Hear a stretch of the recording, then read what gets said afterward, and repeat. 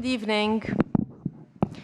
I'm Nadia Sheikh. I'm the Vice Provost for Culture and Research Engagement.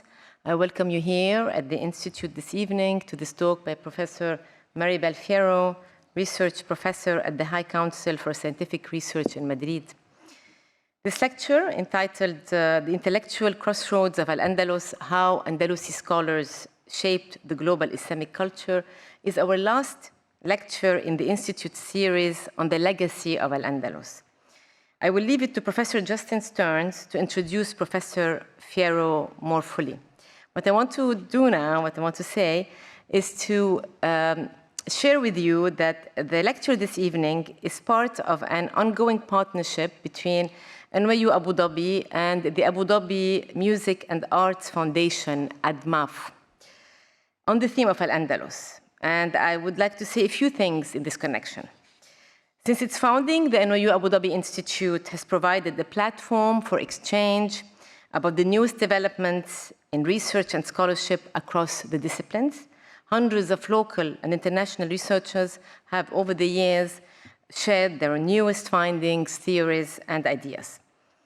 For those of you who may not know, the Abu Dhabi Music and Arts Foundation was established in 1996 by Her Excellency Huda Al-Khamis Kano, one of the earliest cultural foundations in the Gulf region and the Arab world. ADMAF has been at the forefront of the UAE's arts sector, enabling creative expression through a wide range of programs and projects. By bringing together audiences and institutions, the foundation has helped embed art and culture in the heart of Abu Dhabi and the UAE. A bright example of ADMAF's institutional collaborations is the collaboration it has with NYU Abu Dhabi. For example, this partnership with the NYU Abu Dhabi Institute on the lecture series on the legacy of Al-Andalus.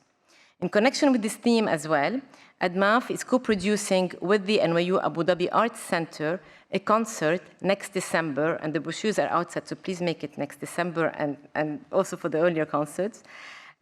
So it's a collaboration between the NYU Abu Dhabi Arts Center and ADMAF. Again, it's an Andalusi theme.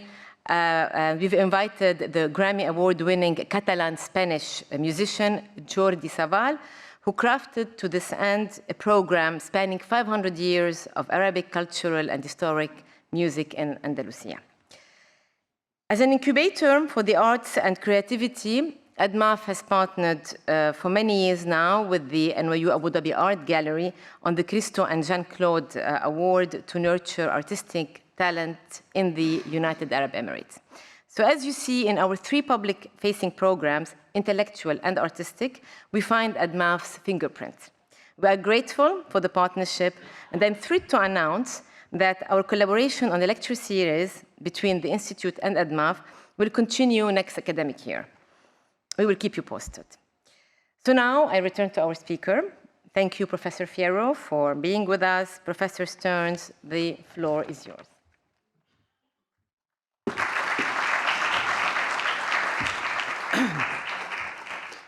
Good evening, and thank you all for being here. My name is Justin Stearns. I run the Arab Crossroads Studies program here at NYU Abu Dhabi, and it is a true pleasure this evening to be able to introduce Dr. Maribel Fierro. I have known Dr. Fierro for almost 20 years at this point, and trying to sum up her intellectual stature and where she is in the field of the studies of Al-Andalus is truly a daunting task. So I'm not going to be able to live up to it fully, but I want to draw attention to a few highlights to give you a sense of her broader trajectory. Her first study, her first book was 1993, a translation study of the Kitab al-Hawadith wal-Bid'a into El Libro de las Novedades y las Innovaciones by the 12th century author Turtushi. And ever since then, her academic focus on discourses of inclusion and exclusion, into how some people are meant to feel to belong in Muslim societies and others not, be they labeled heretics, non-Muslims, or protected populations, has continued until today. She has authored a number of books, a biography of the Umayyad Caliph Abdurrahman III, one more recent of the Almohad ruler Abdul Mu'min, and has been incredibly active in editing volumes on all aspects of the history of Al-Andalus. In the process, she's written over, I lost count at some point, over 80 chapters, articles, and so forth. And while she is, to my mind, arguably the most prominent scholar internationally working on Al-Andalus today, her publications range from the early to the late Middle Ages into the current historiography surrounding Al-Andalus in Spain at the moment. Much of her contribution has been towards a broad reevaluation of the Almohad dynasty that united Iberia and North and West Africa in the 12th to 13th centuries. Here, her collected articles in the Almohad Revolution, Politics and Religion in the Islamic West during the 12th to 13th centuries has been foundational for our understanding of the Almohads, not as North African fanatics opposed to a cosmopolitan Andalusi culture, as an earlier generation of scholarship would have had it, but as a dynamic and innovative messianic movement that sponsored and shaped the work of thinkers as important as Ibn Tufayl, Ibn Rushd al-Hafid, Maimonides, and Ibn Arabi. Here it's worth drawing attention to her two-volume edited collection, together with Patrice Cristier and Luis Molina, Los Almohades, Problemas y Perspectivas, which, when it appeared in 2006, brought together a body of material that profoundly changed our understanding of the Almohads and also made it increasingly hard for the Anglophone world to ignore the central importance of work on Al-Andalus being produced in Spanish and to a lesser extent in French, something that the Anglophone world has nevertheless stubbornly continued to manage to do. It is therefore worth noting that Dr. Fierro has not given that world in the North American Academy, with its bias against non-English scholarship, any excuse for not knowing her work, and has not only published both articles and books in English, but has taught and carried out research through visiting professorships in both the US and Europe. Recently, and in 2020, she brought together, as editor of the Routledge Handbook of Muslim Iberia, the single most useful research and teaching aid that we have for Al-Andalus, a companion to her early editorial efforts in assembling the second volume of the New Cambridge History of Islam on the Islamic West from the 11th to the 18th centuries. Similarly, in 2021, her volume, The Maghrib and the Mashriq, Knowledge, Travel, and Identity, has contributed to us better understanding the Islamic West as a broader constitutive part of the Muslim world, and not only as a finis terrae, a recipient of Eastern trends. It is no exaggeration, then, to say that through her work over the last decades in writing, editing, and mentoring, she has profoundly shaped our understanding of Andalus in ways that will take scholars decades yet to fully appreciate. On a personal note, she has been a kind, generous, and extraordinarily knowledgeable presence, mentor, and colleague, and friend to myself over the past few decades, but also to dozens of other scholars who have passed through Madrid during that time. And I am still deeply grateful for the mentorship she gave me upon my first arrival to Madrid some decades ago. So it is a real pleasure then to have you here this evening and to be able to welcome Maribel.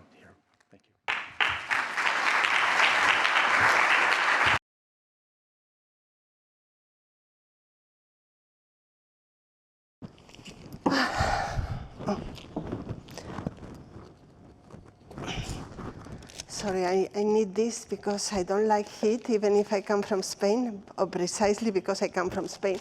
So I have always this just in case. Hello, good evening. Thank you very much for the kind presentation. And I wish to thank the organizers, and especially Nadia Al-Sheikh, for this opportunity to be here with you today. It's my first time here in Abu Dhabi. I arrived yesterday, so I hope that I will have the time to discover a new place for me. I'll go back to this, the beginning of my presentation, sorry. This, am I going? No. Sorry, technical problem.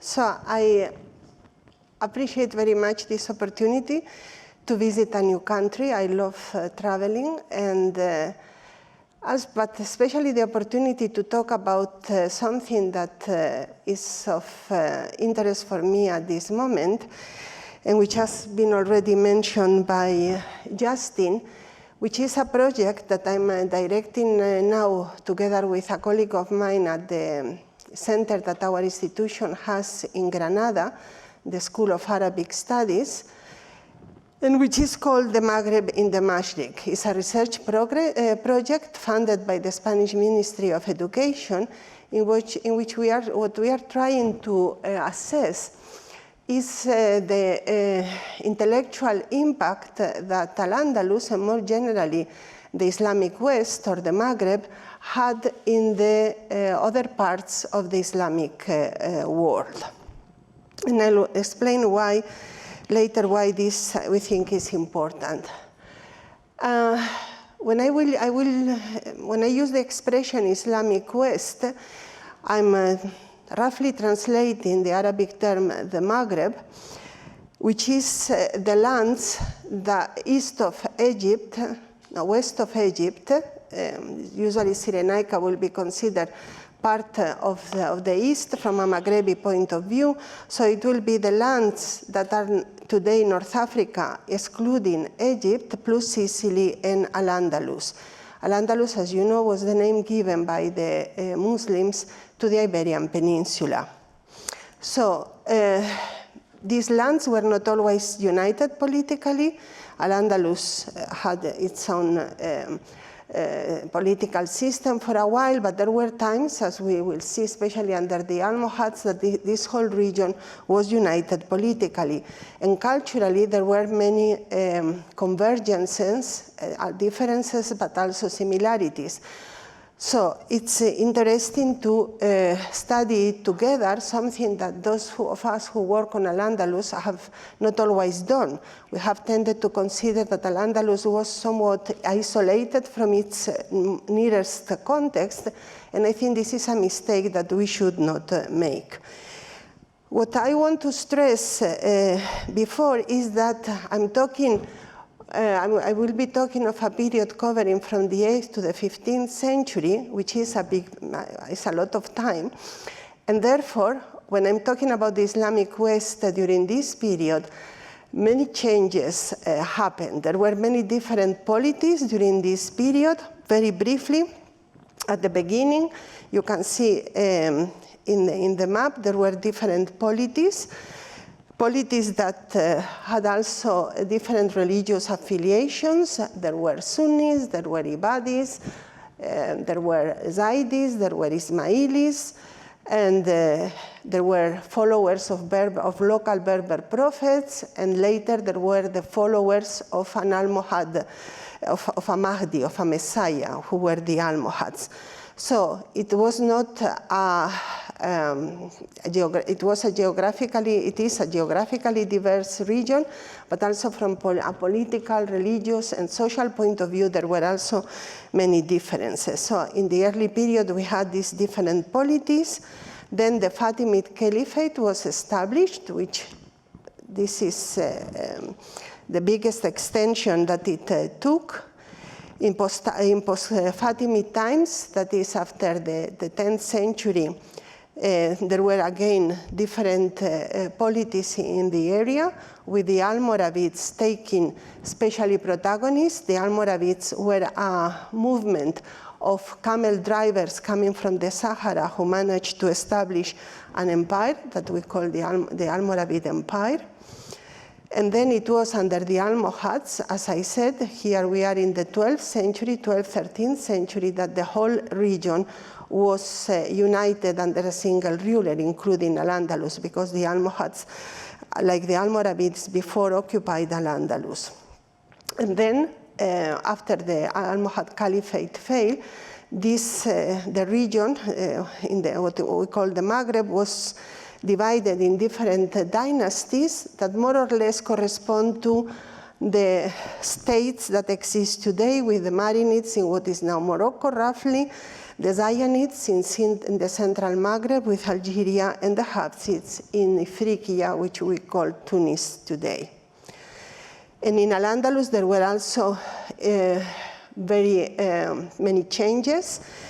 At the beginning, you see in the map, the Muslims control almost the whole of the Iberian Peninsula, but then with the advance of the Christians, this territory started to be reduced until in the 14th century, we are here with what was left of Al-Andalus, the Nasrid kingdom in Granada, in what is now Andalusia. Because of the lack of time, I'm going to concentrate mostly in Al-Andalus, but as I say, the rest of the Maghreb will be present in my talk.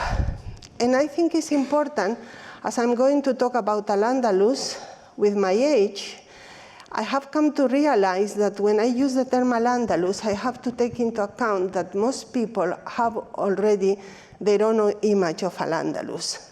All of us have an Al-Andalus in our mind. Al-Andalus is a very powerful trope, and one that is in the imaginary of many people with differences. It's not the same, the Al-Andalus that people who have been educated and gone to school in the Arab world have in their minds, that the one that we in Spain have, or in Europe, or even in Indonesia, which is, has its own specificities. But one of the most powerful elements of the Al-Andalus that is in our imaginary is this idea of a lost paradise, al-Firdaus al-Mafqud. Al-Andalus is a lost paradise because it's lost because it was lost to the Muslims. Al-Andalus ceased to exist in 1492 when the last Muslim polity was conquered. There were Muslims living in the Iberian Peninsula later on, but not, they didn't have political power, so it was lost. But was it a paradise? How this idea of paradise came? The idea that it was lost means that there is a lot of nostalgia involved when thinking about Al-Andalus, especially in the Arab and in the Muslim world. And this is very well reflected in this book by Alexander Ellinson. Now, if we can understand why the idea that it was lost came into being, it reflects a historical reality. What about the part of the Firdaus? Well, the Andalusis were very good at selling how wonderful their land was. And for that, they had wonderful poets who wrote beautiful verses that, especially in the Arab world, are well known because they are written in beautiful Arabic and they are taught at schools.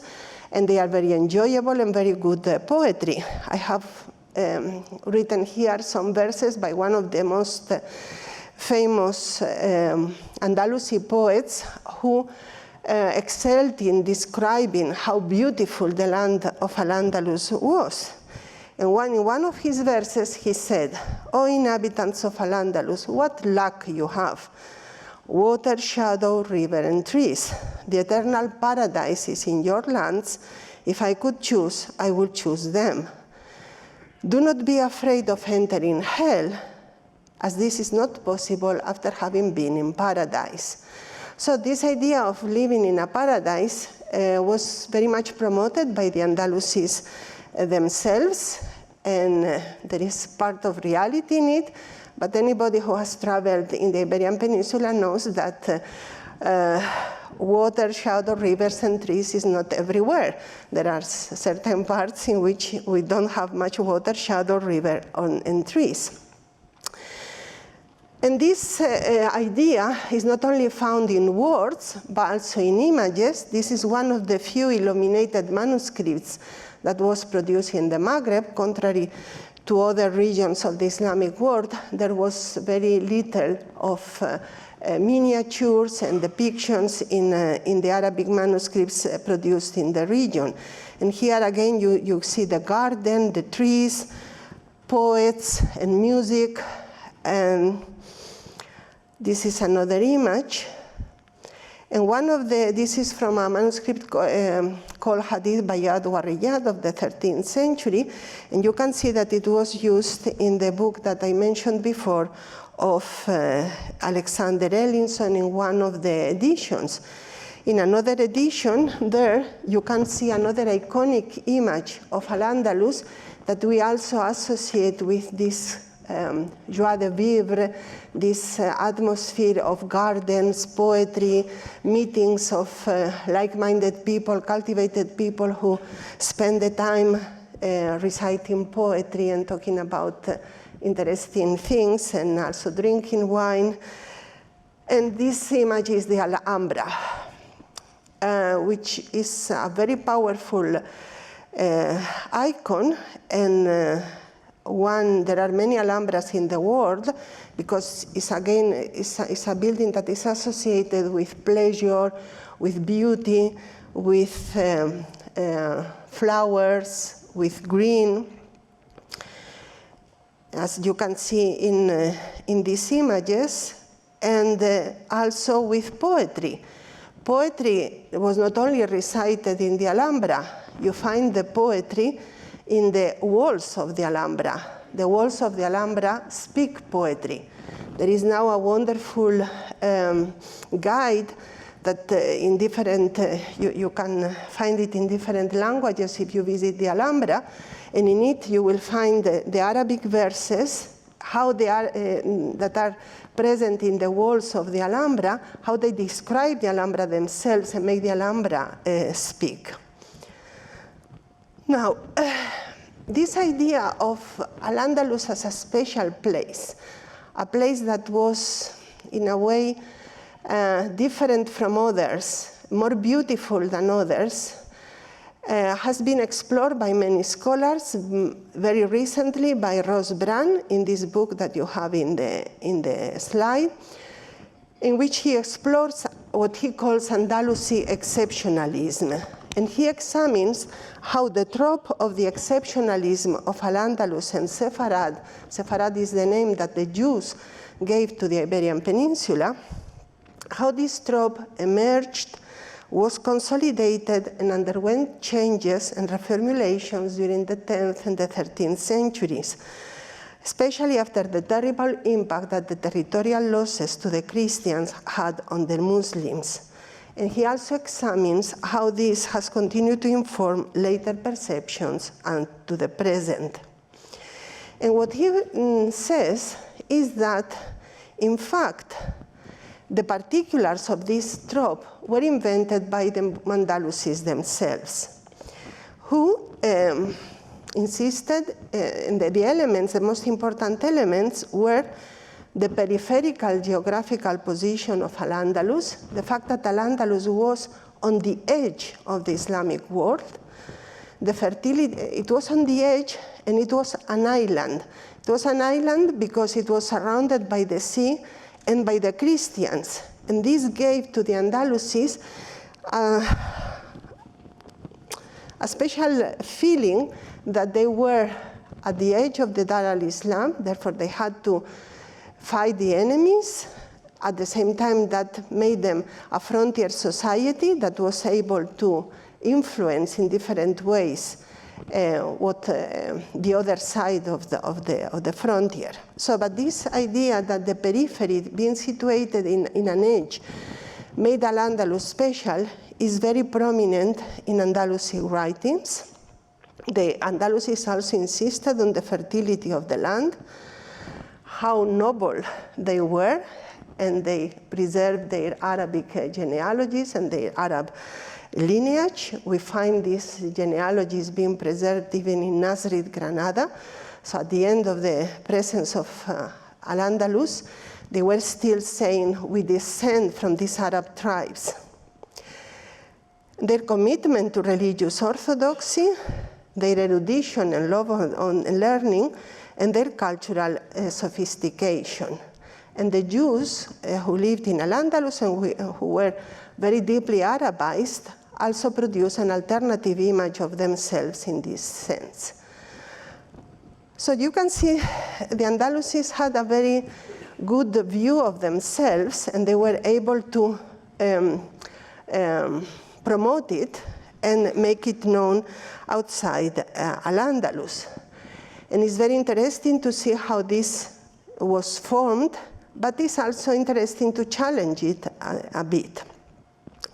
Because at the end, one of the important things to remember is that this was the view of the elites, of the cultivated elites, of the learned elites. But Al-Andalus was more than that. Most of the population lived in rural areas, not in the Alhambra Palace. And what they thought of their land and of themselves is very difficult to recover. And this is something that we should always insist. The point of view that we are transmitting to modern audiences, we have to make it very clear that we rely on writings, and the writing was done by certain groups of the society. Most of Andalusis, as I said, will never know what they thought about their lands because they were not in the business of writing. They were just too busy doing their harvest, trying to find solutions when calamities struck their villages, and trying also to not to pay too many taxes when the tax collector came. And it's very difficult to recover their lives. We are lucky that archaeological work has been very extensive in Al-Andalus, so we can, through the work done by archaeologists, to recover part of the lives and material culture of these groups, but we also have to put a big quotation mark about what they would have thought about the vision of Al-Andalus promoted by the elites. Now,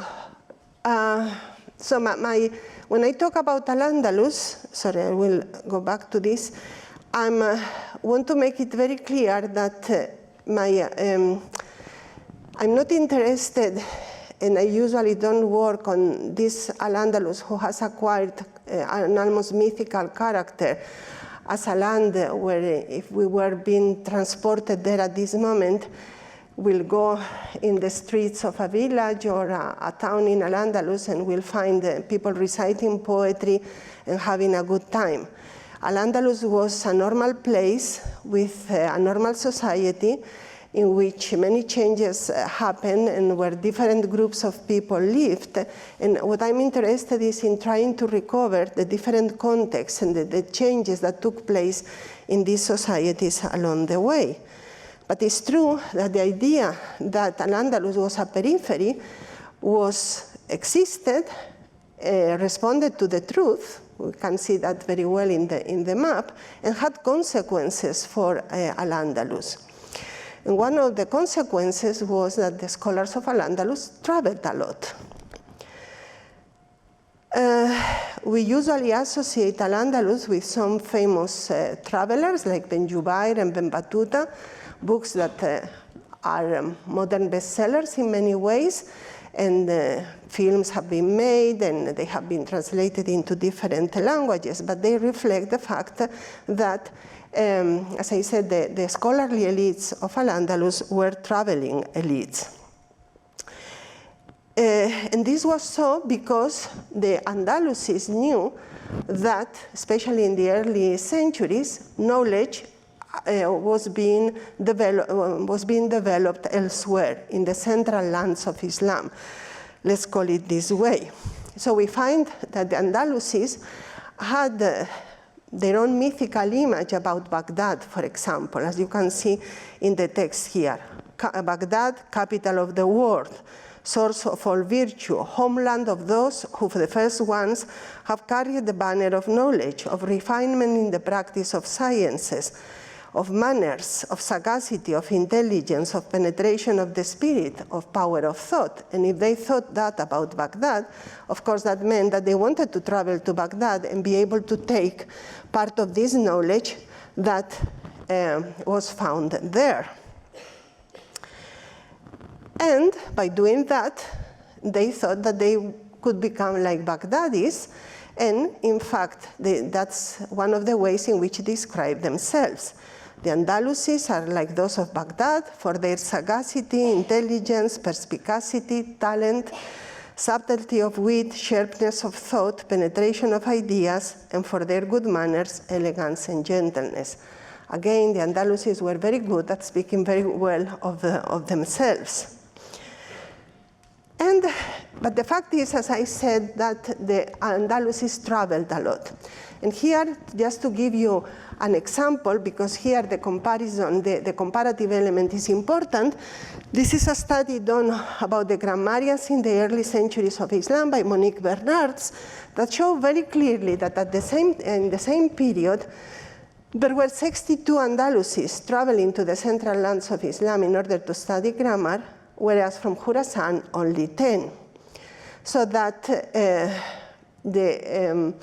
the movement of people coming from Al-Andalus to the central lands was very intense, especially in this early period when they knew that knowledge was found elsewhere in the central lands of Islam.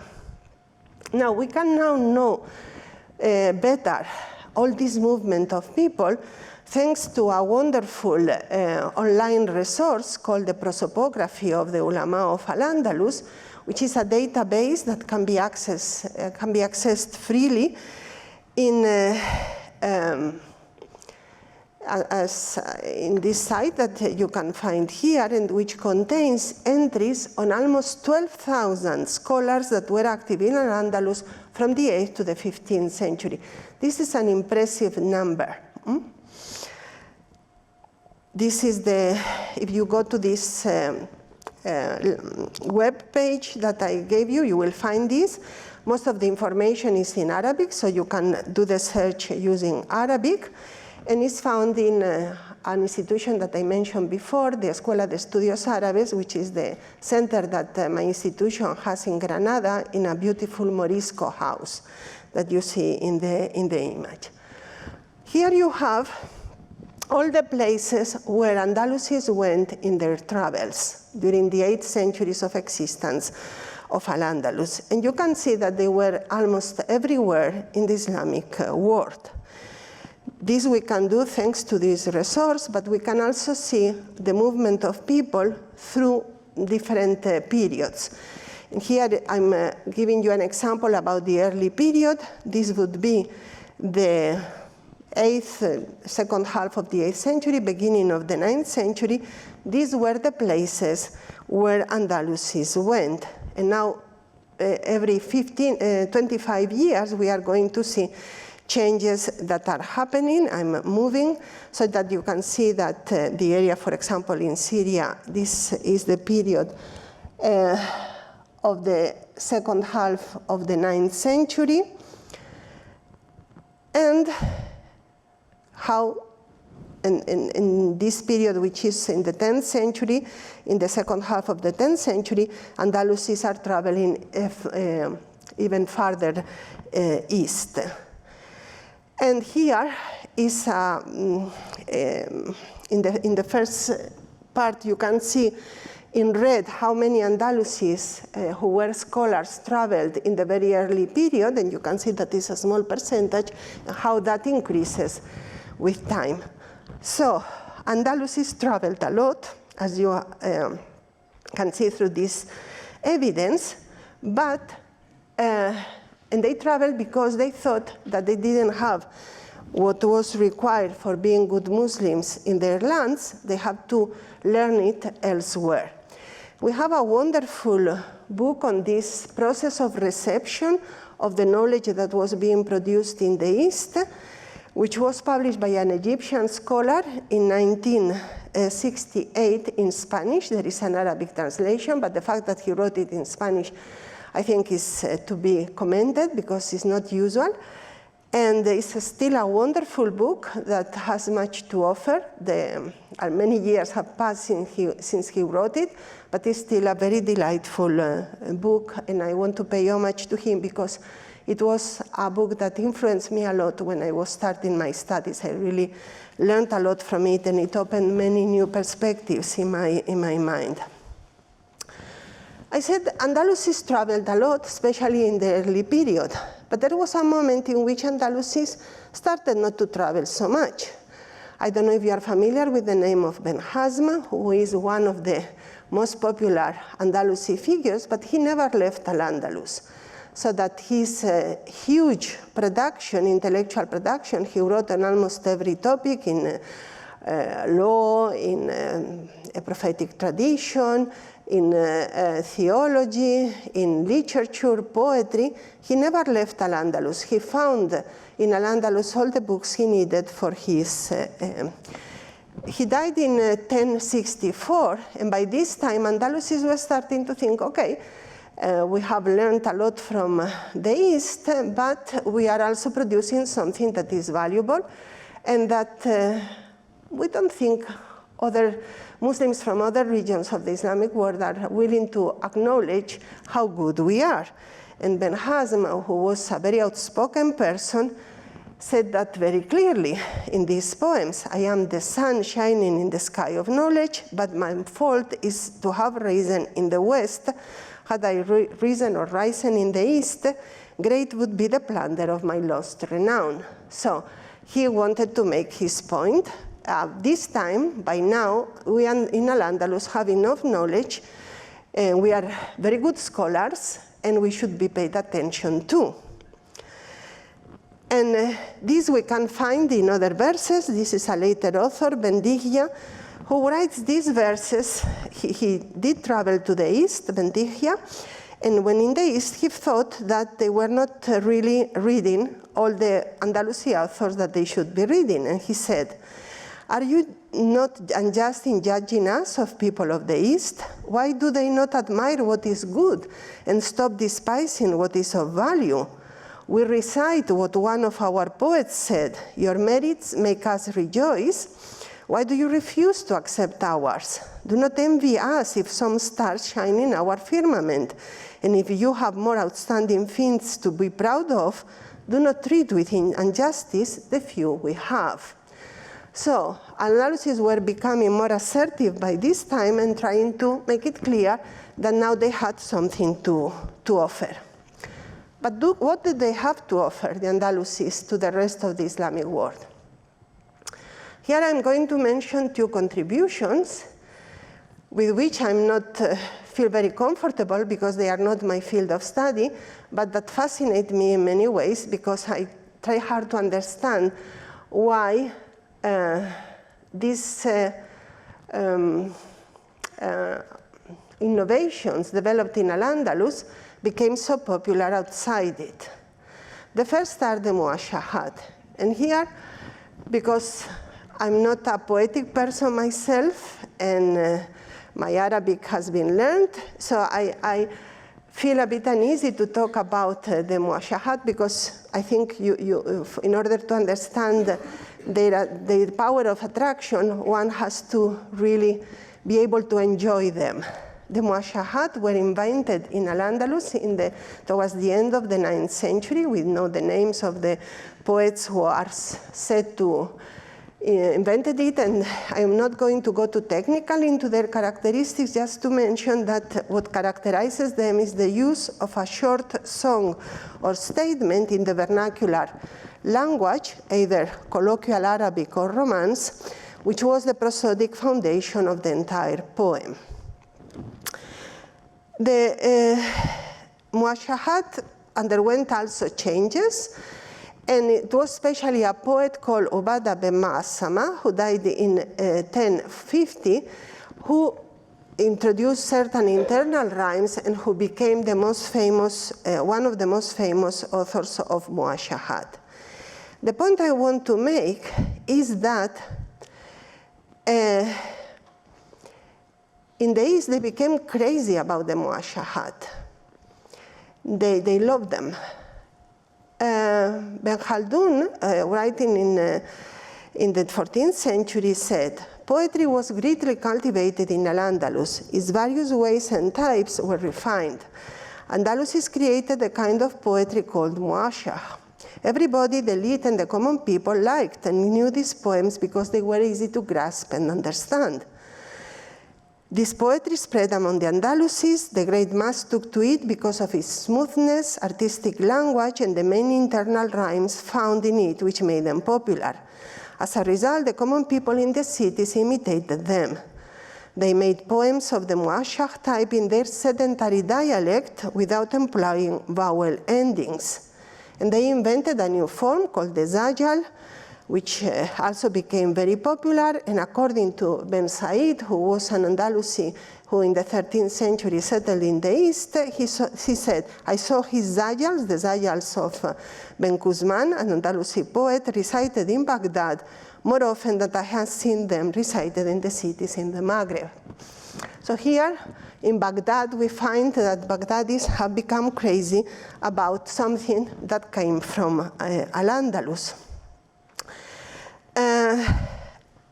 without going into much into this, one of the muashahas by Ubada ben Masama, Manuali, became so popular that many emulations were written about it up to the 20th century.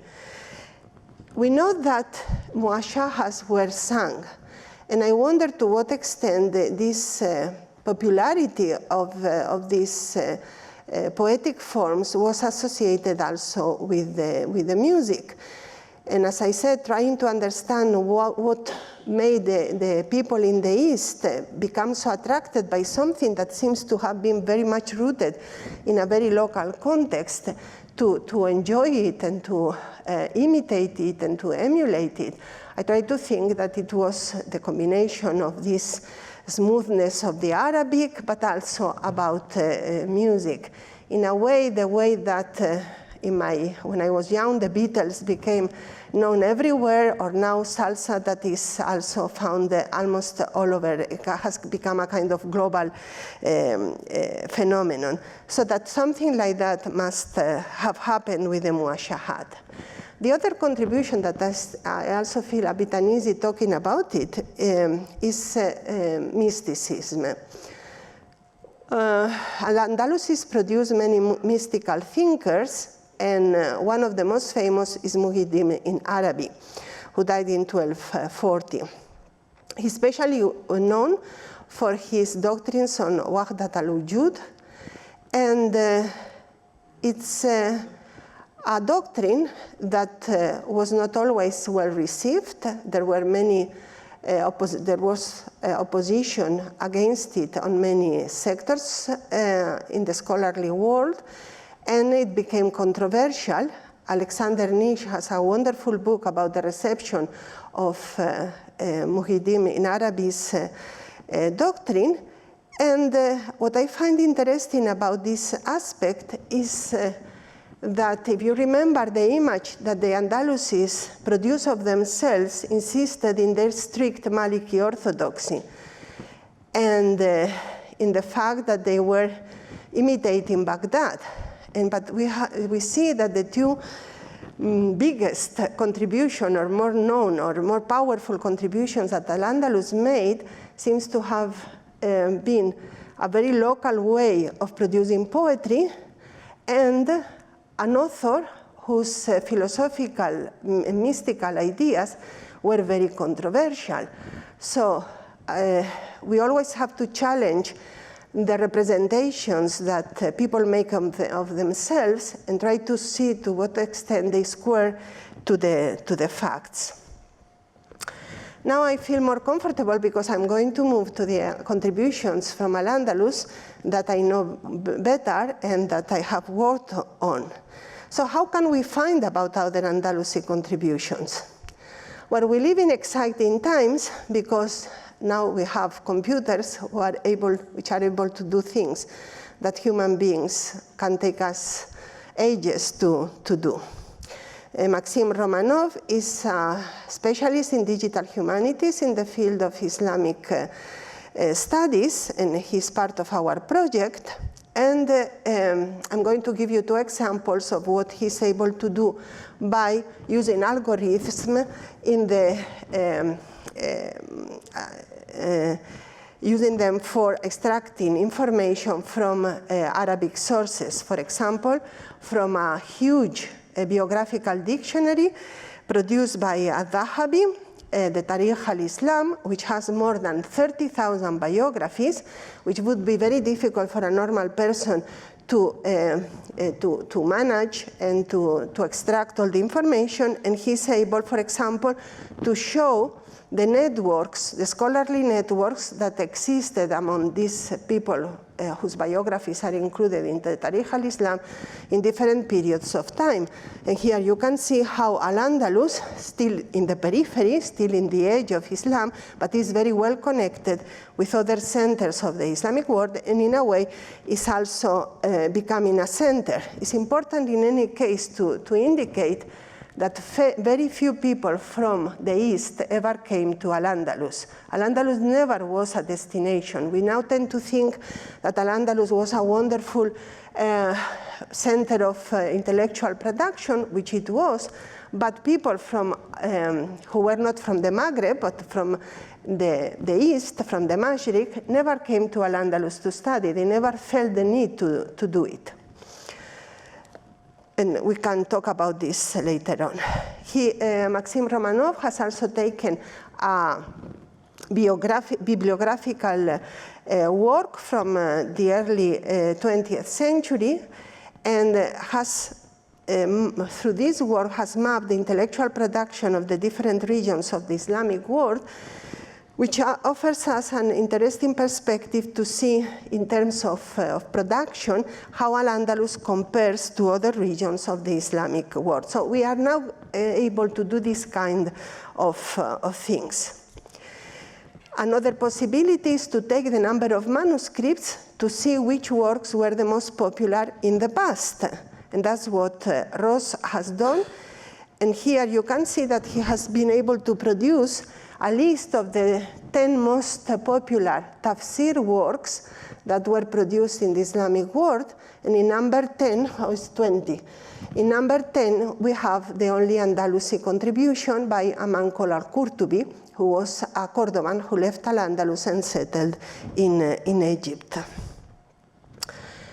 I have myself produced a database, which is called the History of the Authors and Transmitters of Al-Andalus, in which I have collected information on more than 5,000 Andalusi authors and transmitters, and of the almost 14,000 works that we can know that were written or transmitted in Al-Andalus between the 8th and the 15th century. And through this database, I've been able to produce a list of the top Andalusi bestsellers. I use the term bestseller, of course, not implying that here we have the same reality that modern bestsellers, which have their own circuits and dynamics of production, consumption, and merchandising. But by bestsellers, what I try to convey is the idea that these were hugely popular works, and we know that they were hugely popular because there were many manuscripts. There are many manuscripts of them. In many cases, in all the libraries in the world that hold Arabic collections, collections of Arabic manuscripts, and also because many related works were produced on these works. I'm not going to go to the more technical aspects of the list. Maybe you are familiar with some of the names that appear. I will just briefly comment on the topics and some of characteristics that I think are of interest. So, what is striking in this list is that what we today consider modern bestsellers, like the Tawq al-Hamama by Ben Hazm, I don't know how you translate it into English. Correct. The necklace of the dove, yeah. Oh, the ring of the dove. This was never a bestseller in the past. There is only one manuscript left. So numbers allow us to grasp that we take today to have been very popular works, not necessarily was the same in the past. So what do these top Andalusi bestsellers talk about? They deal with the Quran, with the Prophet Sirah and Fadail, with the profession of faith and the 5 obligations from a Maliki point of view. They deal with grammar. They also deal with the so-called sciences of the ancients, with alchemy, with medicine, and with mathematics. And there is a mirror of princes included in the list. Why did they become bestsellers? Well, it was very important, the fact that of the 10 authors, 4 of them left Al-Andalus and settled in the Mashriq. They became bestsellers because their authors did not live in Al-Andalus. They went elsewhere and worked there and had students and able to create their own networks outside Al-Andalus. 4 performed the riḥla, so they were also they were connected to the wider Islamic world. One never left Al-Andalus, but his work became the most popular ever. That is Qadi Iyad, who was born in Ceuta and studied in Al-Andalus and was a very important local scholar. He never traveled, but his Shifa, who is a work on the prerogatives of the Prophet Muhammad, you can find it in almost every library that holds Arabic manuscripts. Now, other characteristics of these works: 5 are didactic works, and of these 5, 3 are didactic poems. So these are poems meant to be learned by heart in the pedagogical process. 3 of them have an encyclopedic character, and 3 deal with non-religious sciences, and 2 deal with grammar. What I found more striking when I came up with this list is that usually Al-Andalus is mostly valued because of the early period when the Umayyads ruled in Al-Andalus, which is when it was considered to have become this flourishing intellectual center. But in fact, most of these bestsellers belong to the period of the so-called Berber empires. They were produced at the time when Al-Andalus was ruled by Berbers from North Africa. And these are, you can find the list there. And in fact, they mostly come from Almohad times. As Justin said, the Almohads are a long-lasting love of mine, so I was very happy to be back with them. Now, the Almohads, in order to understand the Almohads in a brief time, look at the coins they minted. These are coins minted by the Almohads. What is striking in them is that they are square. This was the first time square coins had been minted in the Islamic world. This was a very simple, but not simplistic way on the part of the Almohads to say, something new is happening. A new era has started. Things are not as before. This is new times, and things are going to be different. I think this is the best way to summarize how the Almohads saw themselves, and they wanted people to see themselves.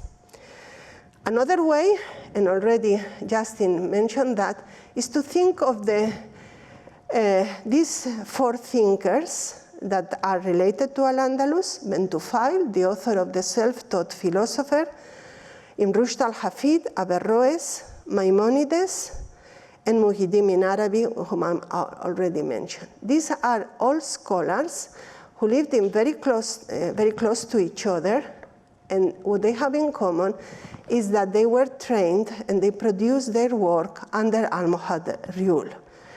They are very innovative scholars.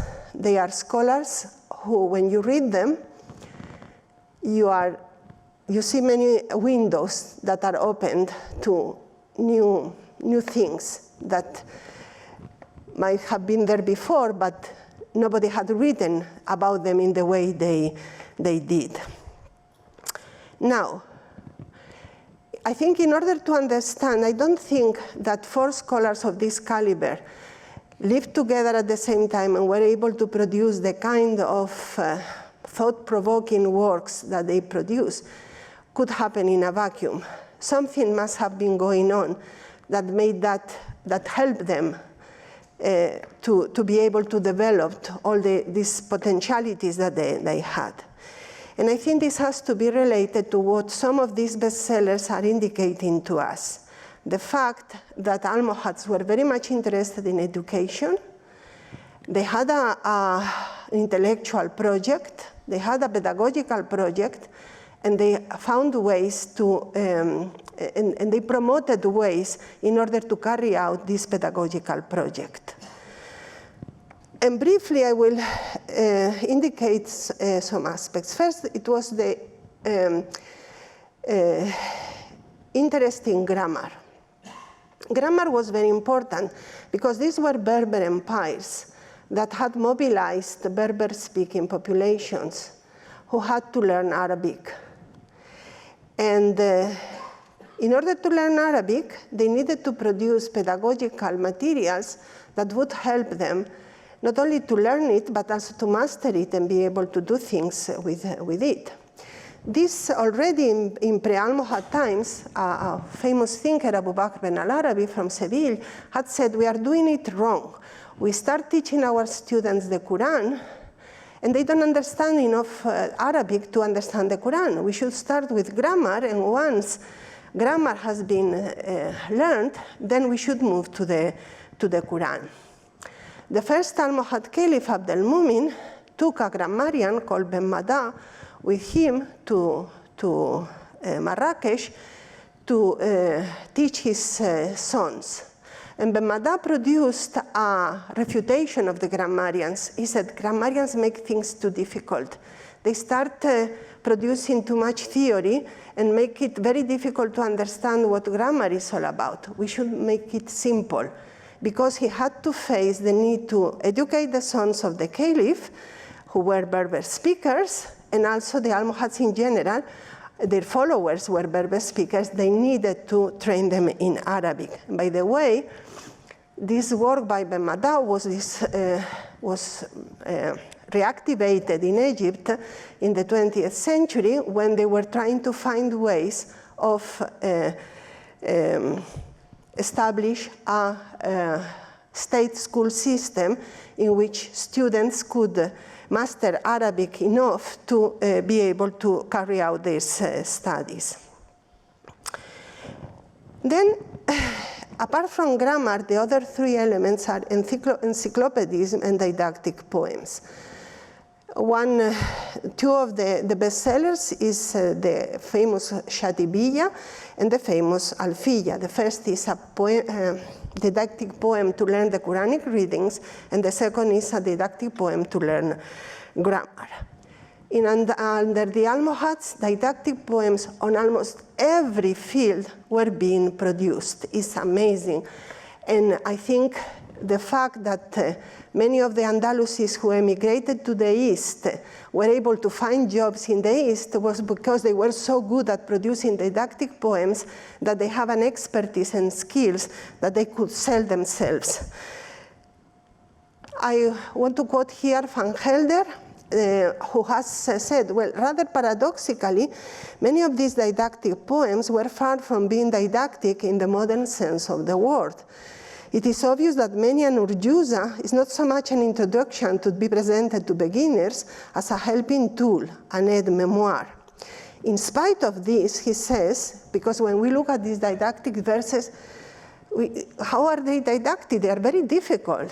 As Van Helder explains, it seems that until quite recent times, young students were confronted with precisely such poems. The surprising thing is that this seems to have worked in many cases. So it worked. It helped them in their studies. Sorry. And then there is the encyclopedic part. Most of these, like for example, the work by Ben al-Baitar in medicine, in simples, has an encyclopedic character. And under the Almohads, encyclopedism was very much what was at stake. Averroes, Ben Rushd al-Hafid, in a way, his work is of an encyclopedic character. Maimonides as well. Encyclopedism is very much present in the production. Not encyclopedism only as collecting the information. It's also about understanding the usul and understanding the fundamentals of each discipline.